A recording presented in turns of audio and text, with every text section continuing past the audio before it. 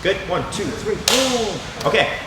So this week we're working Octopus Guard. So what I want to do is we're going to start from closed guard. We're going to go over kind of like a breakdown of what BJ Penn did to Matt Hughes. So we're going to start in closed guard. My partner on top, Mr. John Grosso, is going to throw strikes. Hopefully he doesn't hit me. And then we'll go right into the Octopus Guard and then take the back from that position. So we'll start closed guard here. Now, for the sake of the breakdown, there were strikes involved. So from here, we're going to cover up. He's going to throw a big left hand. So he's going to throw a big overhand left hand. So my elbow's going to be in tight to my head. As soon as he goes to throw that strike, I'm pulling my knees to my chest. And we're going to have 2 elbows to the outside of our partner's body here. Now I'm going to take my left arm so that my elbow reaches his shoulder and towards his head on this side. If you elbow in the head, it's like a little bit better. So you just kind of like hit him in the head a little bit. And then reaching towards his back. And I'm going to start to build tight. So from here, I'm going to get up to my elbow and then up to my hand. So here, up to my elbow, up to my hand. Now, in the fight itself, Matt Hughes was reaching towards the back and trying to square up. So just walk to your left, here, and then we flatten it out in this position. But because he reaches towards the back, I'm going to hip escape out. It's going to make it easier for me to take his back. So here, he goes to square up, and I hip escape out. So see how his shoulder falls down towards the mat? His arm's going to be stuck. My hand reaches for the hip. I can do a little hip escape out, and then get my second hook to the inside.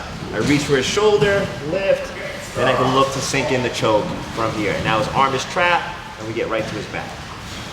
Again. We're starting in closed guard. He goes for that strike. I pull my knees to my chest. 2 elbows are on the outside. Now I start to bring my shoulder through. My elbow is reaching for his shoulder and then reaching towards his head. What I don't want to do is reach towards his hip. That means his left hand is going to come back and he's going to cross face me here and flatten me out. So I want to keep his head and his hands and his shoulder on the mat. So I take my hand high. My left hand's reaching towards the armpit, towards his trap, and I'm starting to pull. And then I can start to build height. Can't stay flat, so from here I get up on my elbow, up on my hand, and I start to hip escape out. And if he doesn't reach for my back, then I can start to climb up and take the back. But let's just say, for example, he reaches for my back, and he wants to flatten me out. So from here I hip escape, and I start to pull to get his head down towards the mat.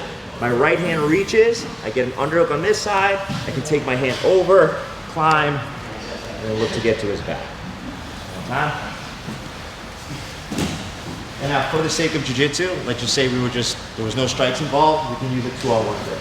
So 2 hands on the wrist, I keep my right hand exactly where it is, my inside hand is going to swim through, so I get elbow deep. I release the grip once, my elbow gets to his head and to his shoulder. And then from here, I can start to build tight, so I use my right leg and I extend, I get up to my hand, and I look to catch his hip. Okay? Once we catch the hip, I can post, pull his hip down, and then get right to the back.